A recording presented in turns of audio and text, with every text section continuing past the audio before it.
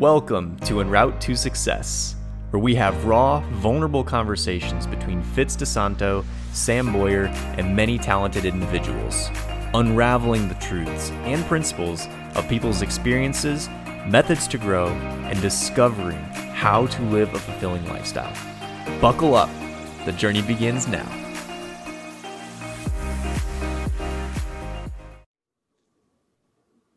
Hey, how is everyone's week doing? Hope everyone is having a good week, and we are glad you guys are able to join us once again. Hey partner, what's up? How are you? Hey Fitz, how you doing, buddy? I'm well. Me too. I'm so glad that we're gonna cover this title of our episode today, which is authenticity. I'm really pumped, right? Because for me, took a shower, I work out, my hair is up, my face is on, I'm loaded with coffee. We are good to go. So I'm glad you put your face on for this. yeah. That's important. So the title of the episode today is about authenticity. And really what I was saying, Sam, is this is something that's close to my heart because I feel that this is tied with being vulnerable, something that we believe in and that we can practice every minute. And today we're going to learn on, is it valuable to be authentic? How do we practice it every day? And we're going to also learn why do we need to be authentic and how to be authentic, right? So a lot of times as human beings, we're wired to really have more things, more money, in order to do more of what we want so we can be quote unquote happier. But are we really happy? So in my perspective, the real happiness really comes from letting go of who you are supposed to be and embracing of who you really are. Yes, I said it. You got it out there. I love it. Yes. So what we'll do, Sam, today is we're going to do the meaning of authenticity because we want to share that to our listeners. We'll do some exchange of our perspective, and really what we really like to do is to show our listeners these examples on how they can be really authentic in their own ways, right? So what do you say? Yeah, absolutely. And I love the part about being happy, because authenticity allows us to be happy because we're living in alignment with our values and ourselves. So yeah, we're gonna really dive into this, but I wanna kick it over to you first, Fitz, and get your take on what authenticity actually is, what it means, maybe the dictionary definition if you've got it. Yep. Because you usually get a better one than I, so I want to hear what you got this time. But, I got the dictionary one, and really it's really broad and very light. And for me, I take this very heavy because authenticity is really digging deep within ourselves, so the meaning of authenticity that I saw in a dictionary, and I'm smiling and laughing because it just says being genuine and real. So I kept looking and I kept researching. I was like, that can't be it, right? So I found this one that says true to one's own personality, spirit, or character. But even that is still broad, right? Yeah. So for me, I'm kind of like, I'm not satisfied with that. Like, I want more. Not vibing with that.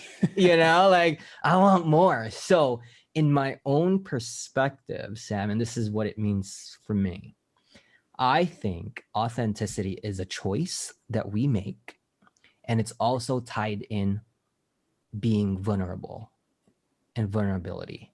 So coming to terms and peace that I am imperfect, setting myself boundaries to allow myself to be vulnerable. Does that make sense?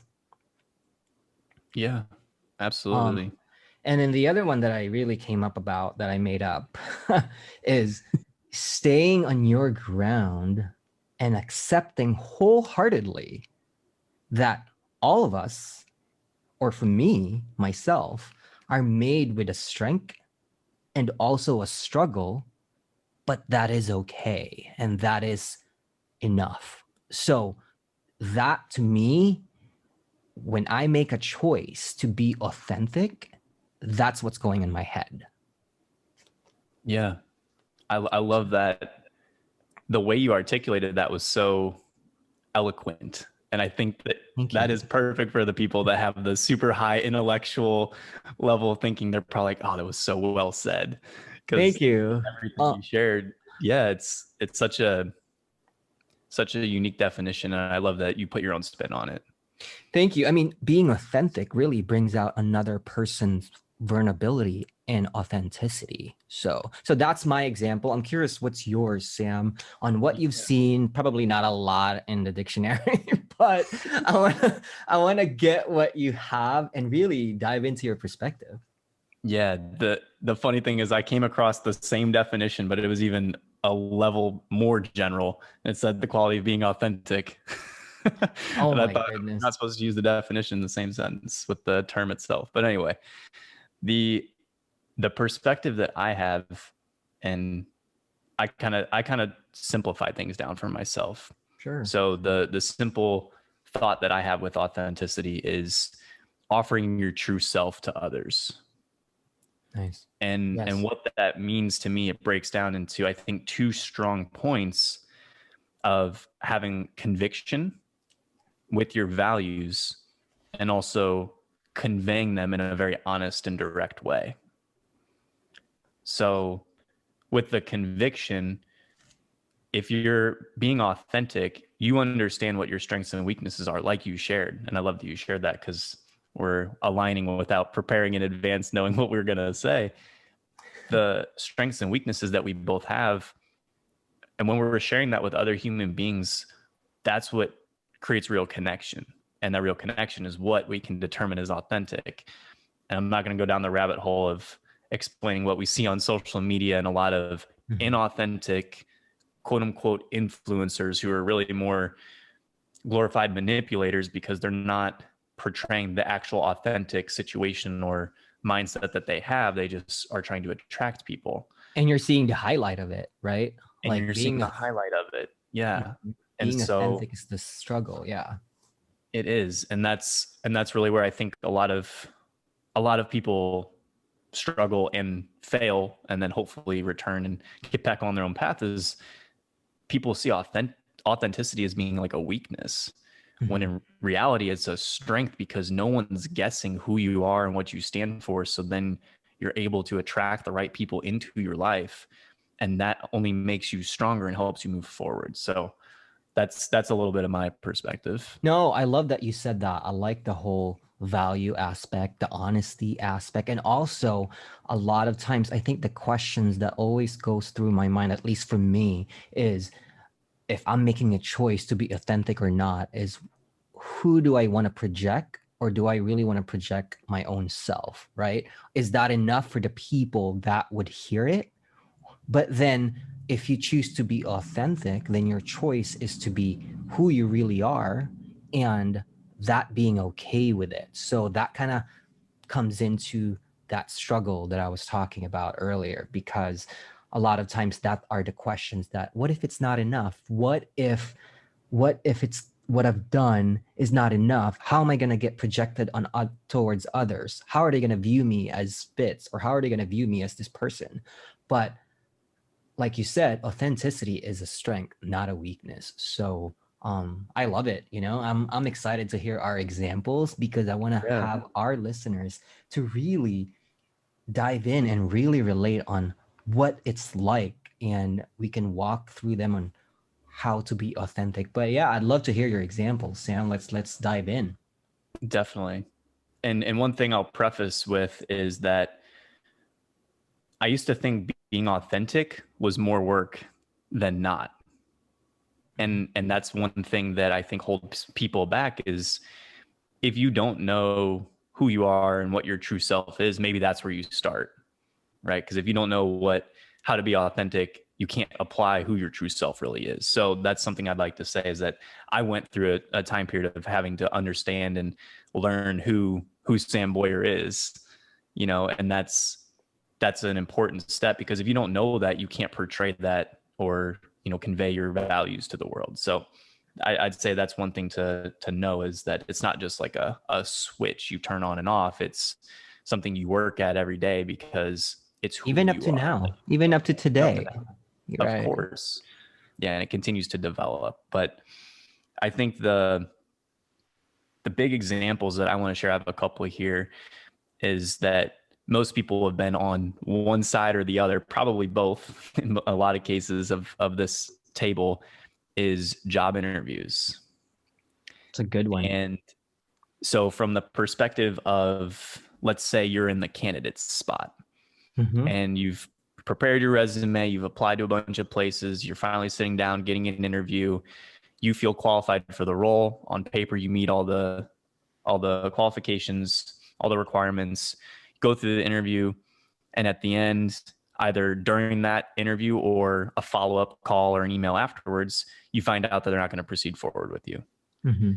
So then what happens? Well, if they're not going to proceed forward with you and they say, thanks for your time, we're pursuing other candidates, that's great, wish you best of luck, I'll keep applying in the future for our jobs. I think where a lot of companies and businesses mess up is that they don't spend the time to give the authentic feedback back to the candidate. Because what happens then is, as a candidate, you're wondering, well, why didn't I get the job? And unless someone is authentic and genuine enough and has the time and cares about doing that on like a human to human level, oftentimes you don't receive that feedback. So you don't know what you're supposed to work on. And then you're applying for the same company or similar jobs later, and you might end up in the same situation because you didn't know what to work on.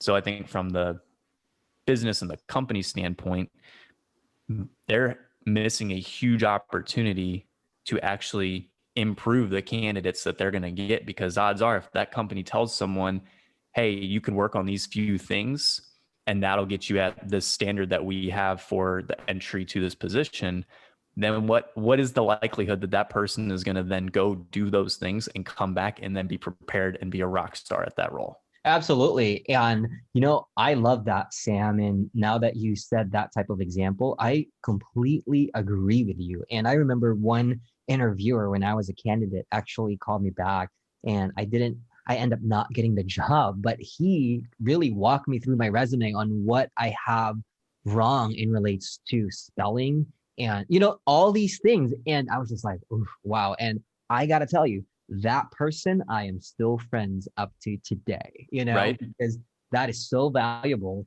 And I've always joke and go back to him. It's like, remember when you said that this is what I did wrong? And I was like, so kind of didn't know what it was. It's like, why are you even calling me? You didn't hire me. But I was so appreciative over it, because I was like, wow. So yeah, because then you knew. That's a great example.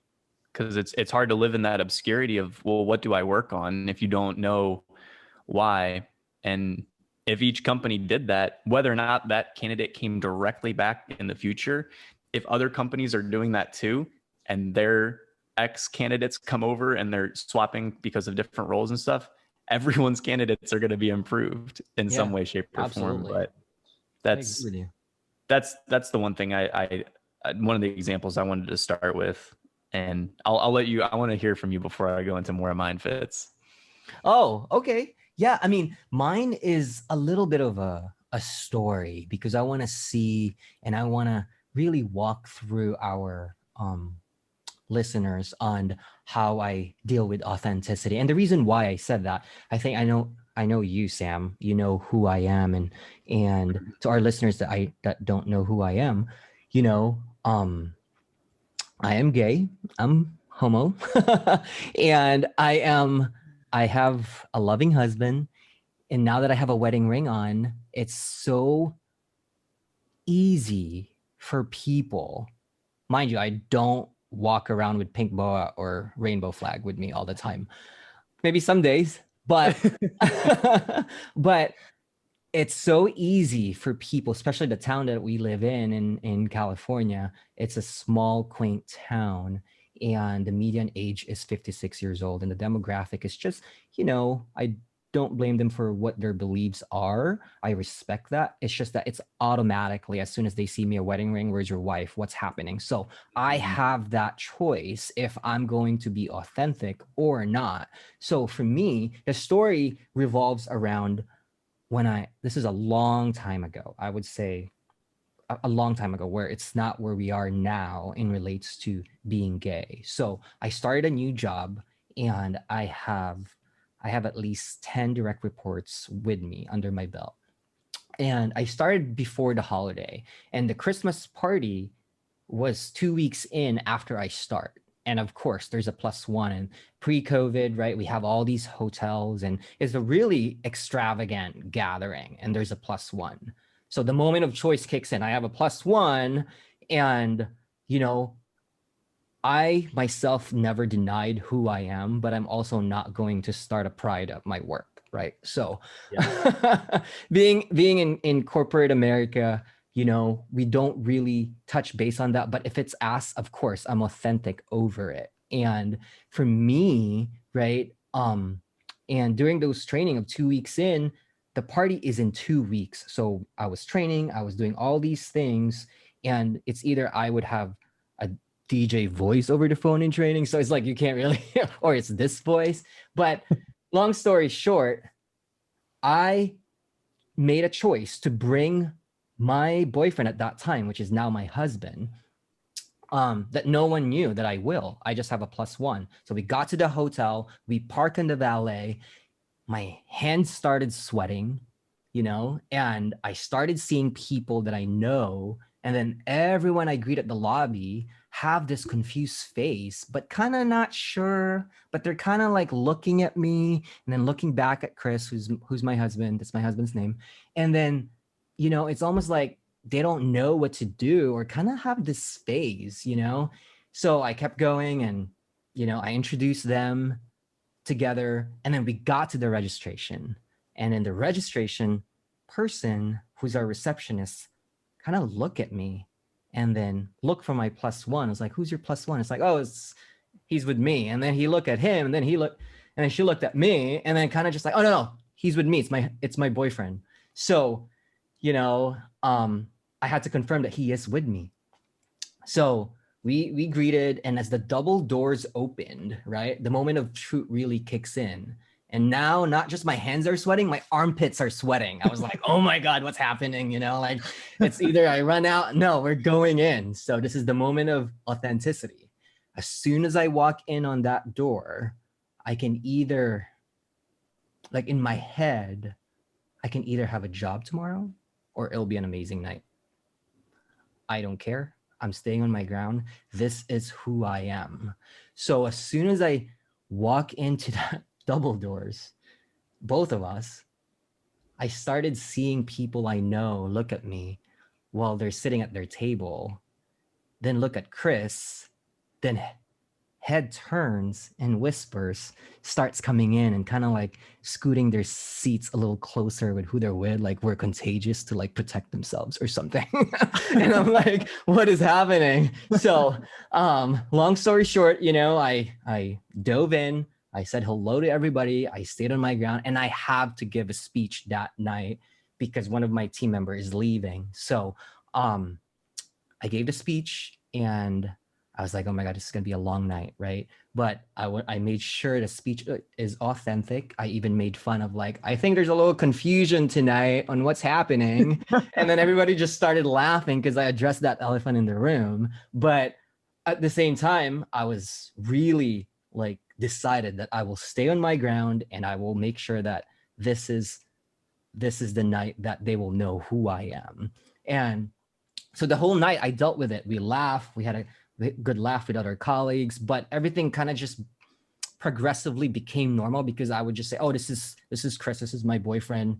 And, you know, it never, needless to say, it was kind of like a fun, but also stressful night because it was constant on the clock, turning on what's happening. What does he think? And there's other people that's like maybe judging me, or they think I'm contagious.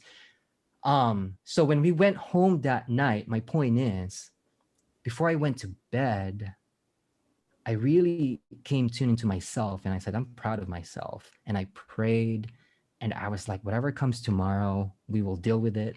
And everything was fine and normal. And we got compliments from people the next day, you know. So for me, I shared that story because I think when that really pops in my head, because it's probably the longest night that I've dealt with authenticity. So yeah, but quite honest, it was a great night and really had a great practice with authenticity and really solidified that I want to be authentic. So Wow. yep, that's a story. That was a good story. And for all the listeners, I did not know exactly what Fitz was going to tell. So that is, I'm glad you shared that. That was awesome. Thank And you.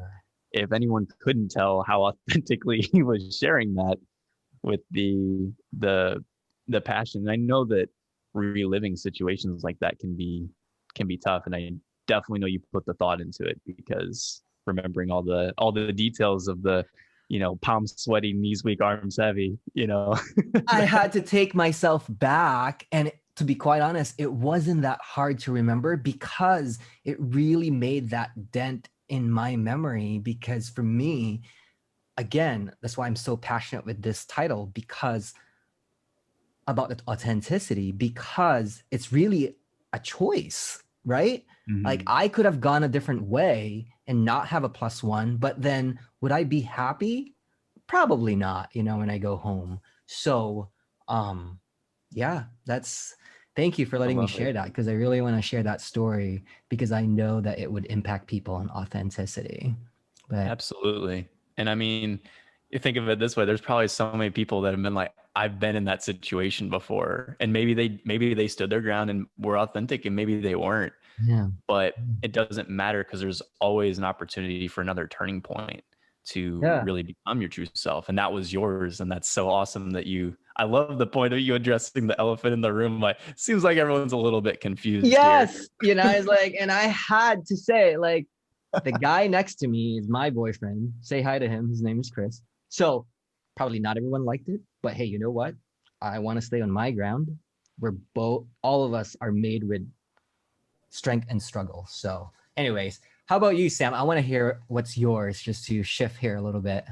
Definitely. We'll go from the intense authenticity to the to Let's do to, it. uh, to my examples. But I think the second example that I really wanted to share is along the lines of similar to interviewing, right, with like candidates and stuff like that, but really more along the lines of when people are reaching out for help or wanting coaching or mentoring in their lives. They see people who are maybe on a path they want to be on, and they might, especially with like influencers on social media. I know Sure. a lot of people reach out to them and stuff like that. But for me, when people reach out, and with some of the individuals that I coach on a personal level, the biggest thing that we took a lot of time to talk through is like what their goals are and what I'm capable of potentially helping them with. And if I can't, is there someone that I can connect them to that can help them? Yep. And I think that has been a really cool space for myself of understanding what it is to be authentic, because I may get that fulfillment in life where I think a lot of people do from helping other people directly and seeing that impact of, if you give someone advice, they implement it and then it improves their life, you feel awesome, because that's the whole point of impact. But let's say you're not the right person for the job and you're not able to help them with the goals that they have in their life. That's something you need to be very authentic about. And I've Absolutely. done that plenty of times where people have reached out and they, want to go a specific career path. And I say, hey, I'm actually not an expert in that direction, or I'm not an expert in that area of personal development, like maybe mental health on a more like professional level, or whether it is with entrepreneurship or, interest in businesses and stuff like that. There's different things that I am able to help people with and things that I'm not. So having those genuine conversations has really been a learning point for me. And I feel very strong and passionate about being authentic with people and where I can help them. Yeah, you know, I love that, Sam, because it takes a lot to come into that conclusion that, hey, you know what? This is this is not my expertise. You know, this is not who, but I know someone that does it really well. And here you go. You guys could connect. So no, I love that. And thank you for sharing that. Of Um, course. what I want to do, Sam, is how we could maybe we could share. I did a little bit of um bullet points here on how we can help people if some of our listeners are actually seeing listening now and asking themselves or having troubles like how can I be authentic, right? So for me, what I wanted to share with people is we can be authentic by being honest within ourselves even if we're uncomfortable. That's one. Yep. You know, two is like saying what's on your mind in a way of not hurting someone's feeling because there's still a way to do that, you know. And third, give the data on the things that you've learned but not sounding like you know it all, right? So those three things, if you guys write it down and if you I know that it would help you because it had helped me. So what's your thought on that? Yeah. Well, those are three really good points. I like that you laid them out. It's interesting to see how we both think. And I love that you list things out because Yeah. that's how I take notes. But then when I'm speaking, I feel like I kind of go on a riff and share my thoughts. So I'm going to go a little bit different perspective, but Mhm. piggybacking off of that, Yeah. to be authentic myself, I've learned that it helps so much to spend time to work on yourself. And for a lot of people, they may not know what that means because people always say, self-care, take care of yourself first, Sure. fill your cup before you can fill others, that sort of thing. But you got to really find out what that means for you. And Mhm. something that a lot of the common themes we'll probably continue to talk about in a lot of these podcasts, especially from my end, is I've learned there's a few things that I really developed habits and systems around in my life because they've continued to make me feel more authentic. Mhm. And for me, that's meditating, that's exercising, reading, listening to other educational podcasts, working on improving my finances, entrepreneurship, now the podcast, like all these things are Woohoo. right, things that energize myself and make me feel more authentic because I'm leaning into the avenues that are helping me project my values into the world. So that take for me comes from, you got to figure out what it is that you can do to work on yourself from every angle, personal development level, mental health, all that kind of stuff. And that's where I feel you can really become authentic if you know like what those things are for you. Yeah, no, thanks. Well said, Sam. And you said that really, just like you said with me. I love how we almost like think alike. I feel like we always talk about how we're living a parallel lives. It's just that you're Yeah. in Texas and I'm in California and we're different age. But in just closing this out, I do want to say as a recap, you know, to all our listeners out there, if you make authenticity your goal, sorry, let's do that again because it just clicked. So to all our listeners out there, before closing out, I want to say this: if you make authenticity your goal, you will not regret it because it will shine through. You might feel shame, but don't let shame or fear win. That's always my thoughts, and my thoughts have always been: be brave, be brave, Fitz, so others can be brave in theirs. So for me, that really resonates to me when I'm making that choice. I'm always saying, be brave so others can be brave in theirs. So Yeah, I love that. And the point I have to say this is that what you said about fear and shame, they exist on of both course. sides of the spectrum, whether you do or whether you don't. So it's like you're more benefiting from leaning in and actually doing the thing that's gonna fear the heck out of you or scare you, because it's kind of like damned if you do, damned if you don't. You know Yeah. what I mean? So why not lean into the thing that's going to move you forward to help you be more authentic and live a more happy and fulfilling life? Because if you don't, you're still going to feel the shame and fear for not doing it. And then you're not getting the goal you want. So, Yep. I love that. Thank you. Thank you, Sam. So in closing it out, please let our listeners know where they could contact us. absolutely happy to. So, for individuals, you can contact us at Fitz DeSanto on LinkedIn and Sam Boyer on LinkedIn. And then directly at our email, alohafitssam@gmail.com. And then on Instagram at En Route to Success 365, as well as on Facebook There you in the go. same way. Got to mention that. And definitely let us know what your thoughts are. Feel free to engage with us there. Show some love if you like what we're talking about, and direct message us if you don't.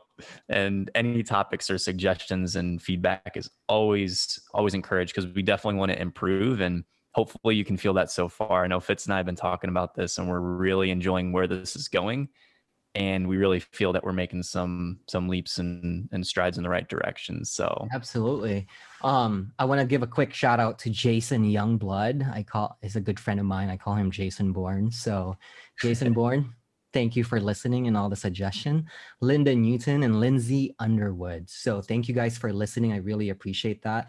And just to piggyback on Sam's and echo him, thank you everyone who has been sending us text messages saying they like our podcast. Sam and I had a target in mind, reaching at least possibly 2,000 in our first year, and we have 100 downloads in our first week. So thank you so much, everyone. And please refer us to friends and family if you find this podcast super useful. We want to reach as many people as possible as we can. And we always end ourselves with this podcast with things that we're grateful for. So Sam, what's yours today?